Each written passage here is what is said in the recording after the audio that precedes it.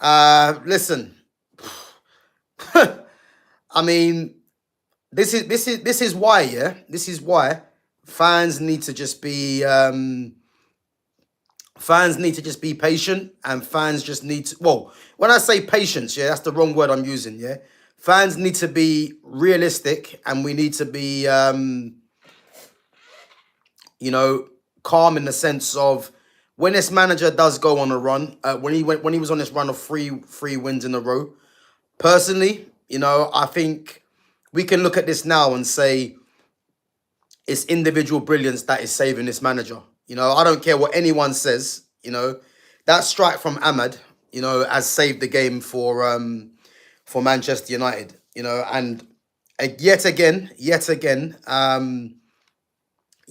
this manager gets away with it. And I said I'm not gonna come on here and I'm not gonna complain about this manager because it's wasted breath. Yeah, but the problem is when you get fans that start saying, "Big up, Gav." Yes, big up, man. When you get fans that start saying, "Has Amorim turned it around? Would you start believing in Amorim, etc.?" And this is why you don't. Yeah, because as I said, United come out there with a draw. But yet again, individual brilliance has saved the game. Better quality into the team has saved the day for Ruben Amorim. And no one can deny that. I mean, you look at Ahmad's strike, yeah? Ahmad is possibly the only player, on that pitch that could have delivered that kind of goal. I'd put someone like Cunha there as well. But the fact that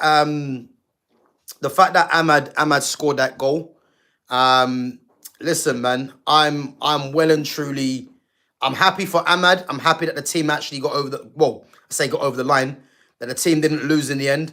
But I have to say, this is why I'm never gonna believe in this manager, because let's face it, yeah, the first goal that United scored from a corner, should it have been a corner? I don't believe it should have been. But listen, it's one of them things where all we can say is the corner was given, and then Casemiro gets the goal from that. And then second half, you look at Nottingham Forest getting 2 early goals, and as I said, the Ahmad striker saved the day. And I'm just well and truly tired of watching this team, watching this manager, and he's getting away with it. Sesko was a bit shaky today. Sesko was poor, but am I going to blame Sesko for today's performance? I'm not really, because I don't think it was all on Sesko, if I'm honest. If you look at the fact that, and I did say this, guys, I said individual brilliance is what's going to happen, is what's going to be needed to break down this Nottingham Forest team. I looked at that starting lineup, and the only two players that were capable, of breaking a low block was Ahmad and Cunha. And you look at the fact that Ahmad scored that goal.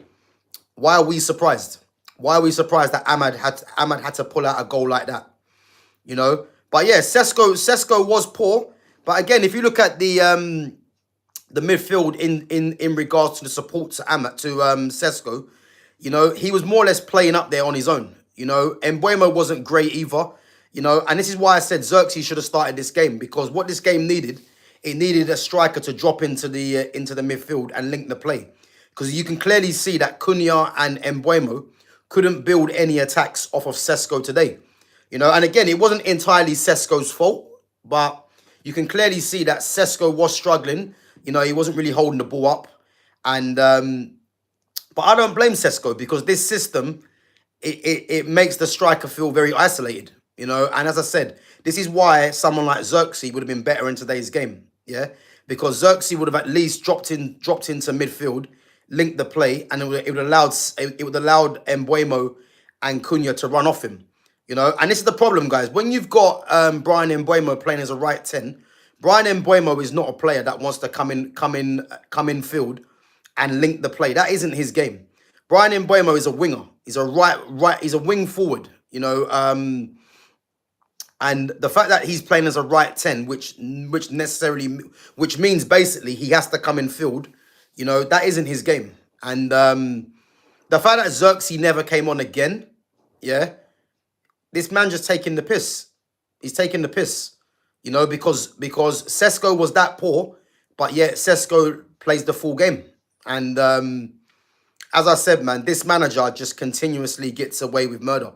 You know, and as I said, man, individual brilliance saved this manager again. Let's look at the last 4 games that he's managed to pick up points in. Yeah, the only game I will tell you comfortably, and again, I didn't even watch the game, where you would have said fair enough they won that game, was against Sunderland. The Liverpool game was they won the game, but that was concerning. Let's be honest. The Brighton game, United won the game, but that was concerning. And this game, let's face it, Nottingham Forest were the better team for the majority of the game. And as I said Lamens, I'm not going to blame Lamens for the goals, but the first one from Gibbs White was a great header, to be fair. And should the keeper have got to it? I mean, if we're being harsh, he probably should have. I know it was right in the corner, but it's a header at the end of the day.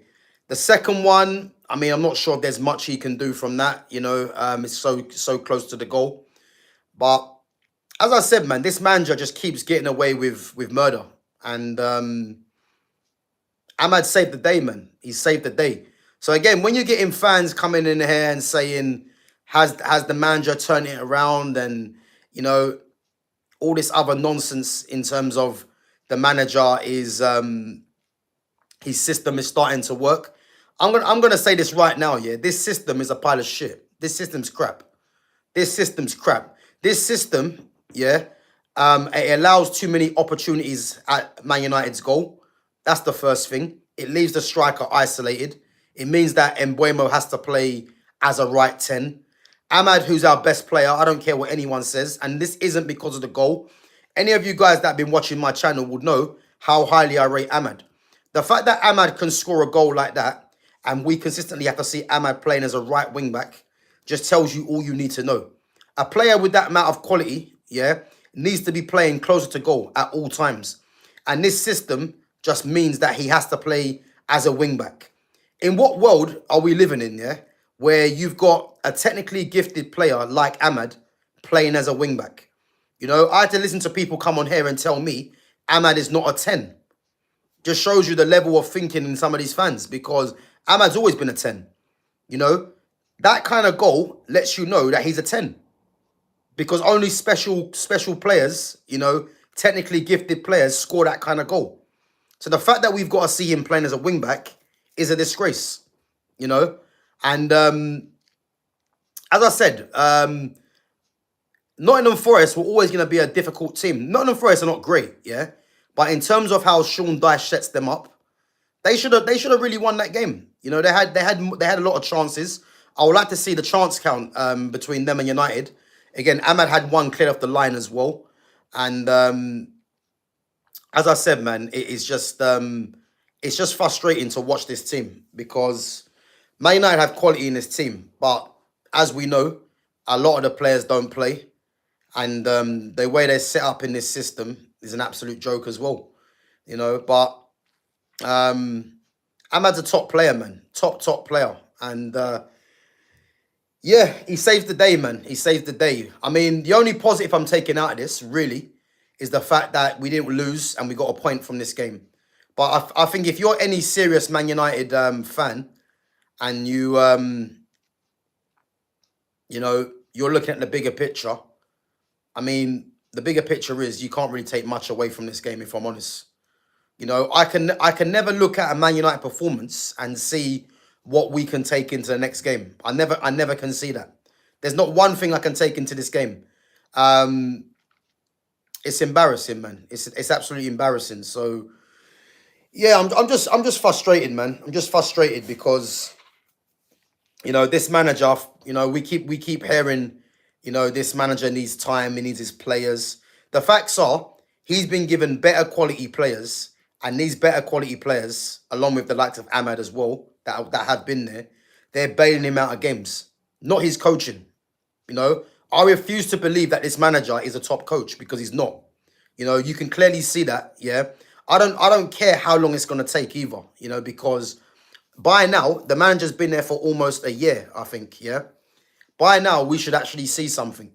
And I'm not actually seeing anything. I haven't seen anything since he's come in. All I've seen really is just better quality has come into the club, and they're getting him over the line, you know, and that's nothing to do with his management. So again, um, it's just an absolute joke, man. Absolute joke. You know, we do have very good players. We do.